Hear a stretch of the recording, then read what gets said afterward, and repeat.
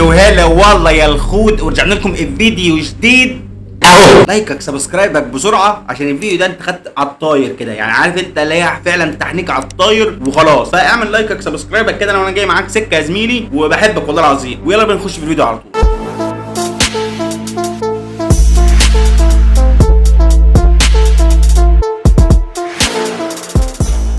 والله بص، من غير مقدمات، انا لقيت الفيديو ده منشور بقاله 11 ساعه 14 ساعه. يا نهار ازرق، انا قعدت 3 ساعات. يعني الفيديو ده كان قدامي لمده 3 ساعات وانا خدت. المهم يعني الفيديو ده المفروض ان احنا داخلين نعمل عليه رياكشن، يعني نازل من 14 ساعه. اسمه ذا ايفولوشن اوف زياد زازا. ده اكيد عارف زياد زازا تمام. 7 كده الفيديوهات اللي متفرج على التيك توك بمعنى اصح. فانا لقيت كده كومنتري كده خفيف كده على زياد زازا، دقيقتين و5 ثواني كده. احنا داخلين نعمل رياكشن عليهم لذيذ كده يا زميلي، ونشوف زياد زازا بيقول فيهم ايه اصلا. وانا مش والله العظيم ما انا عارف الفيديو ده اصلا بيقول ايه. فاحنا داخلين مع بعض برضه هنشوف بيقول ايه. ولو بيقول حاجه بص سكه ودغري، انا مش جاي معايا اغاني زياد زازا بصراحه. يعني انا عملت رياكشنات على تراكات كتير، مهرجانات وبص وراب وشويه، وهعمل على عمرو دياب نفسه وعلى ام كلثوم وحليم عادي، ما عنديش مانع. بس زياد زازا مش جاي معايا. زياد زازا انا زي ما قلت اصلا في فيديو ويجز، في فيديو عفروتو اللي فات، اللي هو لما لقيت عفروتو بينطق الحاء عين قلت ده جاي من عصام صاصا، قلت جاي من عصام صاصا. مين؟ من زياد زازا.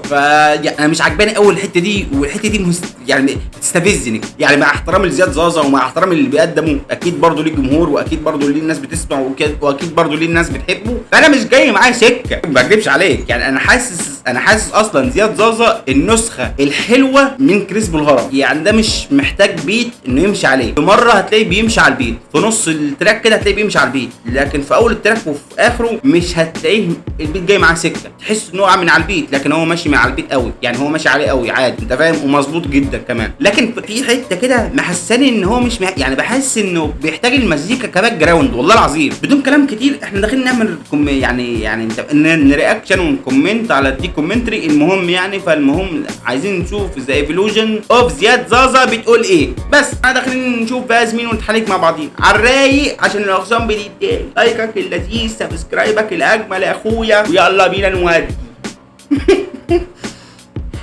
اللي بيكون موجود قوي الناس مش عايزاه خلاص. لو كل الناس دلوقتي بتتكلم بكور، انا خلاص مش عايز الكور، انا عايز اهدى شويه. هي دي بصراحه عنده حق، يعني عنده حق في. انا مش فاكر هو قال انت قلت ايه، والله انا نسيت والله. هو قال ايه؟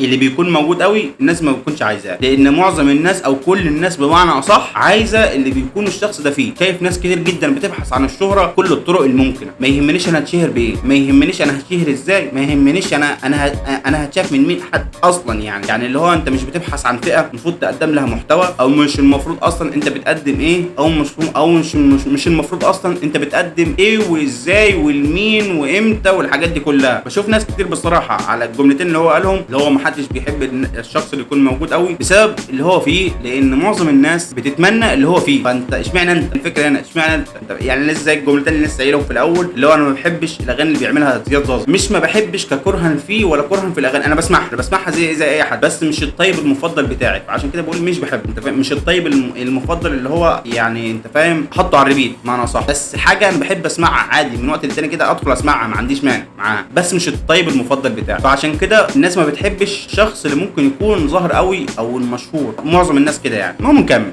عملت كاريتا صريفه عجبت الناس قوي قوي قوي، فاللي هو ده انا هنا فاهم. عملت البوم بتاع اغاني، يعني هو ده الابجريد بتاع ده.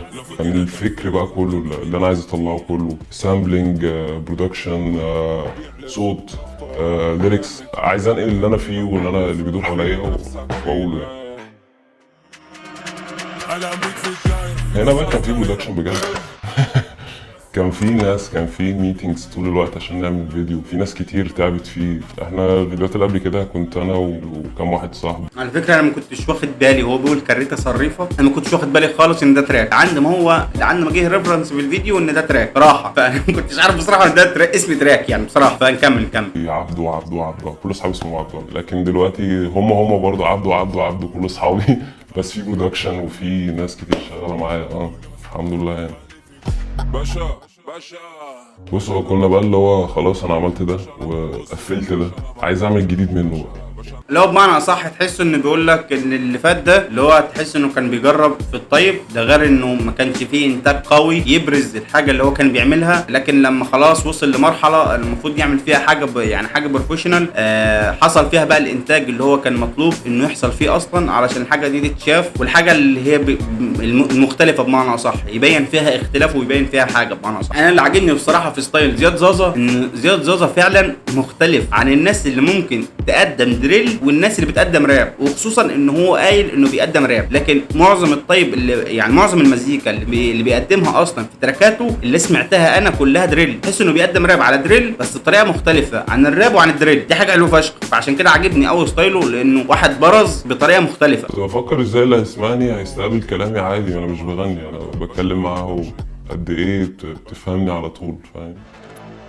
كان مرسيدس هي كانت اعلان الالبوم، كانت نازله عملنا حركه روشه كده بنعلن على الالبوم بترند برضه. ده اللي لسه قايله لك من شويه، اللي هو واحد فعلا بستايل مختلف، اللي هو زي ما بيقول هو مش بيغني، هو بيخاطبك انت، واحد تحس انه قاعد معاك على القهوه وبيشرب معاك كوبايه شاي ويتكلم معاك، زي تراك باشا اللي هو اصلا جاي في ريفرنس في الفيديو. فالتراك ده برضو على قد ما تحسه انه حته حلوه وكليب فعلا يتشاف وحاجه انت فيجوال رائع والتراك فعلا حلو، على قد ما تشوف في التراك انه تحس انه مش ماشي على البيت، مش بيغني، بيتكلم عادي. فده اللي بيقول يعني التراك جه بعد الالبوم، بعد ما حصل حاجات كتير حصلت كده، فرحت قايل كل حاجه حصلت الفتره دي في التراك ده، وقلنا هيبقى هو ده اعلان الالبوم. هو أرخ كل الوقت اللي كان قبل الالبوم كاحداث، كصوت وصوره، ككل حاجه. اللي عايز يسمع ايه اللي حصل مع زياد زازا مع عصام صاصا، انا ايه عصام صاصا خلصانه. عايز يسمع اللي حصل مع زياد زازا في الفتره اللي قبل الالبوم دي يسمع تراك كاب مرسيدس. فحبيت حب الناس في الوقت ده ان هم شايفين كل حاجه بتحصل،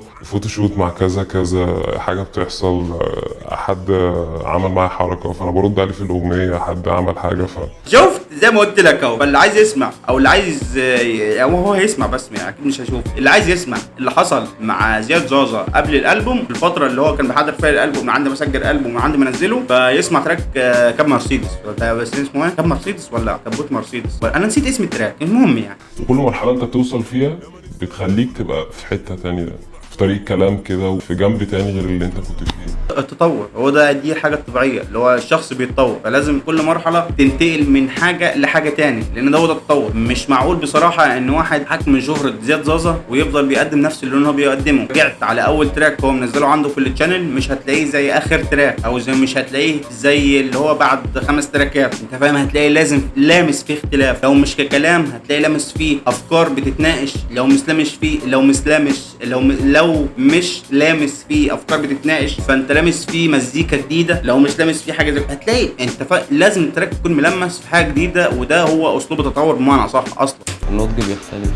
بس يعني هو ده الفيديو اللي لقيته وقلنا ايه نعقب عليه كده، مش نعقب انت فاهم الحاجات، لا نرياكشن عليه ونكومنت عليه. وخصوصا انا وحشاني قوي يعني وحشاني قوي الفيديوهات اللي انا كنت بعمل فيها رياكشن على الجروبات والفتره دي. لو في فيديوهات تاني او في حاجات زي كده الواحد ينفع يعمل رياكشن عليها وانتوا عايزين ان الواحد يعمل رياكشن عليها، فيا ريت تكتبوا لي تحت برضو كومنت، او على الاقل لو معاك اللينك سيبوا لي تحت في الكومنت، وان شاء الله يكون في الفيديو اللي جاي. وبس يا اسطى بحبك يعني، ما تنساش تعمل لايك، تعمل سبسكرايب، تعمل الحاجات الحلوه دي، والله العظيم بحبك فشخ. جرب، انا جرب يا عم، جرب بس جرب براحتك يعني.